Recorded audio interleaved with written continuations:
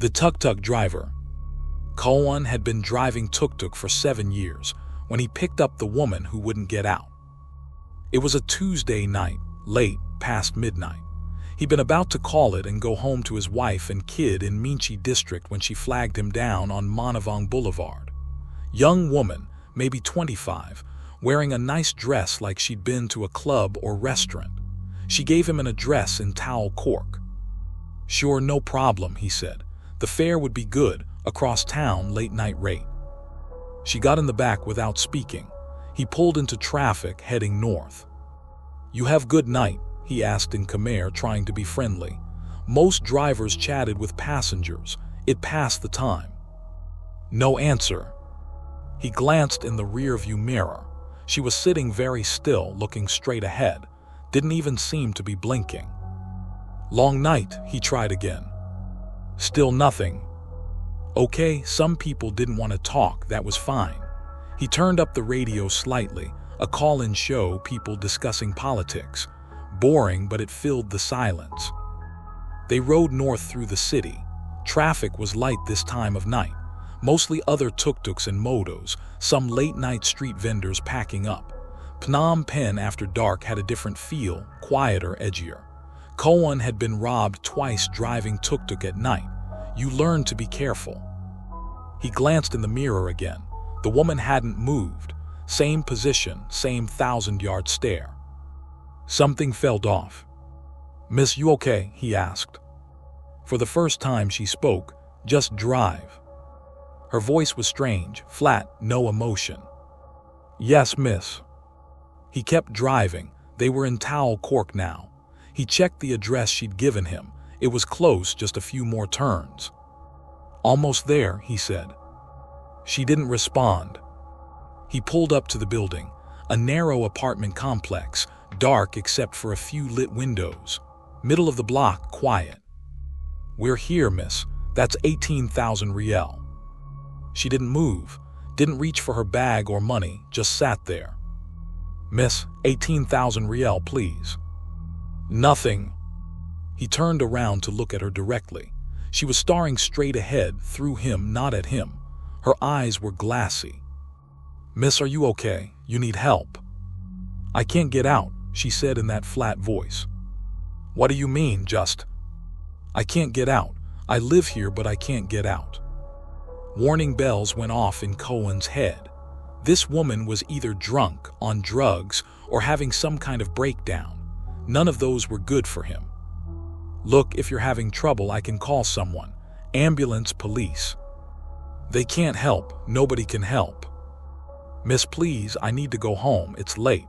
Just pay me and you can go inside and rest." She finally turned to look at him, really look at him, and her eyes. There was nothing in them, just emptiness. "I've been trying to get out for 3 years," she said. "Every night the same. Someone picks me up. I ride to here. I can't get out. They drive away. I appear back where I started, over and over." Koeun's blood went cold. "What are you talking about?"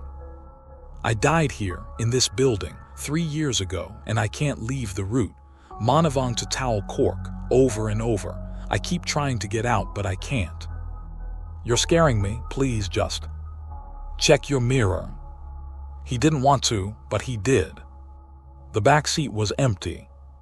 He spun around. Nobody there.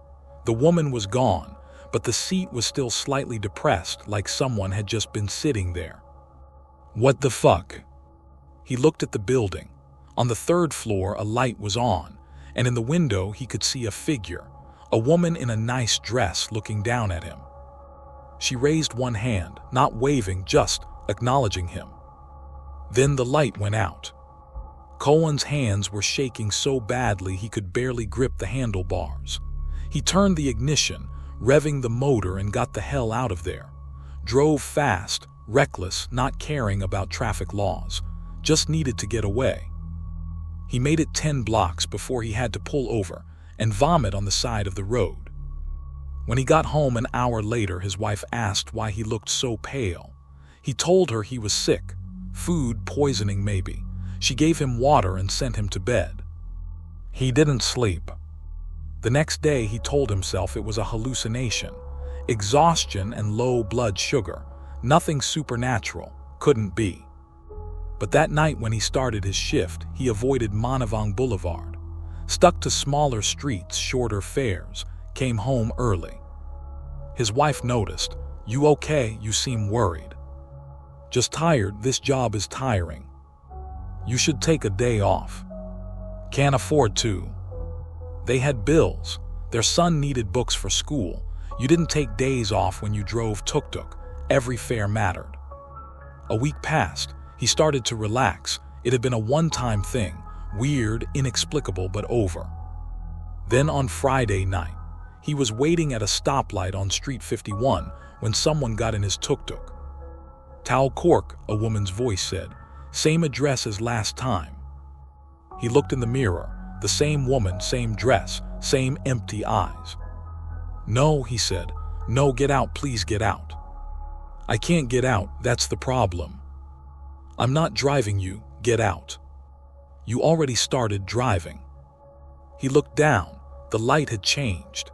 His hands were on the handlebars, and he was moving, heading north on Street 51 toward Monivong Boulevard. "What the fuck, I didn't." "You're part of the route now," she said. "You picked me up once, now you pick me up always." "No," he tried to turn the handlebars to go a different direction. They wouldn't move. The tuk-tuk drove itself, following the exact same path as before. "What's your name?" she asked. "Koeun." "I'm Sophea. I worked at a bank. I was going home from my friend's birthday party. I was happy that night. It was a good night." He was sweating, heart pounding, watching the familiar route unfold in front of him. Monivong Boulevard, north, Tao Cork. "What happened to you?" he managed to ask. "My boyfriend was waiting in my apartment, ex-boyfriend. I'd broken up with him 2 weeks before. He was angry when I walked in. She paused. "It was quick, at least. He stabbed me 17 times. Then he hung himself in the bathroom." "I'm sorry, I'm so sorry." "They found us 3 days later. The smell, you know, neighbors complained." "Why are you haunting tuk-tuks?" "Because that was my last ride. My last moments of being alive and happy. I was thinking about what I'd do over the weekend, about calling my mother, about how good the food had been at the party. Normal thoughts, living person thoughts. And then I walked into my apartment and..." She went quiet. They were almost to her building now. Koeun could see it ahead. "I'm stuck in that last ride. The last time I was alive. The last time I was myself." "But you're torturing me. I didn't do anything to you." "I know, I'm sorry, but I can't control it. I'm stuck in the pattern. You're stuck in it now too." No, this can't." They arrived at the building. The tuk-tuk stopped. 18,000 riel, Sophea said. "I'm not taking your money. It's part of the pattern." Koeun felt something in his hand. He looked down. 18,000 riel crumpled bills. "I can't get out," Sophea said again. "I live here, but I can't get out." "Try, please try." "I've tried 1,000 times. It never works." "Try again." She reached for the tuk-tuk side, tried to step out. Her foot passed through the floor. She pulled back, fear flickering across her dead face. "See, there has to be a way, some way to break the pattern." "If there is, I haven't found it." She looked up at the building. "He's still up there too, my ex-boyfriend, his ghost. I can feel him. We're both stuck, both trapped by what happened that night." "What if someone blessed the apartment, got monks too?" "They did, my family did. It didn't help. We're not stuck in the apartment, we're stuck in the memory." Koeun's mind raced. There had to be a solution, some way out. "What if you let go of the memory? What if you forgive him?" She laughed bitterly. "Forgive him for murdering me. Or forgive yourself, for choosing him, for going home that night, for whatever you're blaming yourself for." "I don't blame myself, I blame him." "But you're still here, and so is he. Both of you trapped together by anger and violence and pain. Maybe that's what keeps you here. And maybe I want to be angry. Maybe he deserves to be trapped."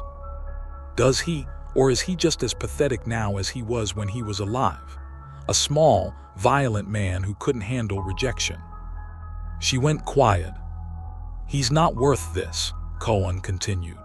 He's not worth you giving up eternity for. He's not worth you trapping random tuk-tuk drivers who are just trying to make a living. I told you I can't control it. Because you're choosing not to. You're choosing anger over peace. You're choosing to stay stuck. You don't understand. You're right, I don't. I've never been murdered, but I know about anger. I know about holding grudges. And I know it never makes things better. It just makes you sick inside. Sophea was quiet for a long moment. Then, what should I do? Go up there, confront him, end it, really end it. I'm scared. I know, but you're already dead. What's the worst that can happen? She almost smiled. Good point. Do you want me to come with you? She looked at him, surprised. You do that? I don't want to. I really, really don't want to. But if it helps, if it breaks this pattern, then yes. She considered, then nodded. Okay, yes, come with me. They got out of the tuk-tuk together. This time her feet touched the ground. Solid. Real as a ghost could be. It's working already, she said, wonder in her voice. They entered the building, climbed the stairs to the 3rd floor. The hallway was dark, smelling of cooking and garbage. Sophea stopped in front of a door. Number 304. This is it, she whispered. Can you open it? She reached for the handle. Her hand passed through. I'll try, Koeun said. He tried the handle, locked. There's a key, Sophea said, under the mat. He lifted the mat, sure enough, a key. He picked it up, it was ice cold, and unlocked the door. The apartment was dark and cold, much colder than the hallway. He's here, Sophea said. They stepped inside. Koeun found a light switch, flipped it. Nothing. Power was out or disconnected. Bafa, a male voice called from deeper in the apartment. Is that you? It's Sophea, she called back. My name is Sophea. You never even bothered to learn it right. A figure emerged from the bedroom. A man, young, maybe 30. He looked solid, real, except his eyes had that same empty quality as Sophia's. You came back, he said. I knew you'd come back. I came back to end this. End what? We belong together. We're together forever now. No, you killed me, killed yourself, and now we're both stuck. But I'm done being stuck with you. You can't leave. I won't let you leave. You don't control me anymore.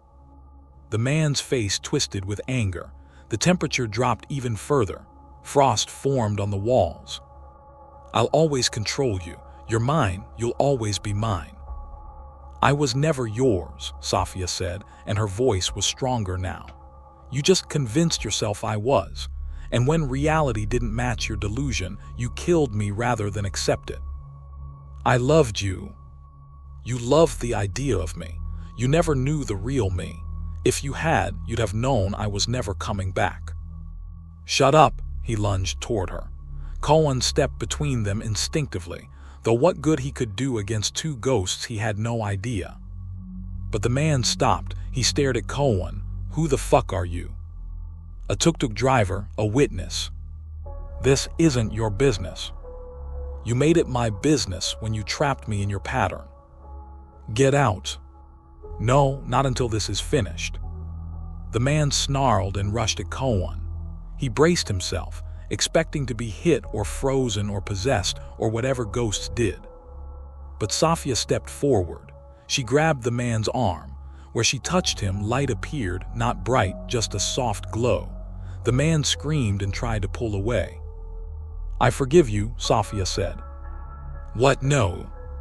I forgive you for not knowing how to love properly. I forgive you for being so broken you thought violence was the answer. I forgive you for killing me. Stop it. The man was fatting, becoming translucent. And I forgive myself for not seeing the signs earlier, for not being more careful, for going home that night. Sophea, please. But most importantly, she said, her voice ringing clear, I let you go. I release you and I release myself. I'm done with you. Forever. The light spread from where she touched him, consuming both of them. The man was screaming, but it wasn't a scream of pain. It was release, like something being pulled from a wound. And then they were both gone. Just empty apartment, still cold, still dark, but empty. Koeun stood alone, breathing hard, shaking. He waited for something else to happen. Nothing did. He left the apartment, locked the door behind him, put the key back under the mat, walked down the stairs and out into the night. His tuk-tuk was still there, waiting. He got in and started the motor. It responded normally. He drove home, hands steady this time. No detours, no phantom passengers. His wife was still awake, watching TV. "You're home early." "Slow night. You look better, not as pale." "I feel better." He never picked up anyone from Monivong Boulevard again. Not because he was scared. The pattern was broken, he could feel it. But because some routes, once traveled, you don't need to take again. Sometimes at night, though, driving through the city, he thinks about Sophea. Hopes she found peace, wherever ghosts go when they finally let go. And he thinks about the man, too. The ex-boyfriend who loved so poorly he destroyed them both. He thinks about anger and forgiveness, and how sometimes the only way out is through, straight through the worst memory, the worst pain.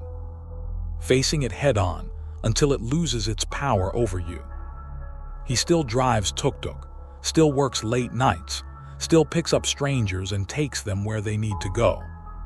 But he's more careful now, listens to his instincts, and if a passenger seems off, seems wrong, he doesn't pick them up. Because some rides aren't worth taking.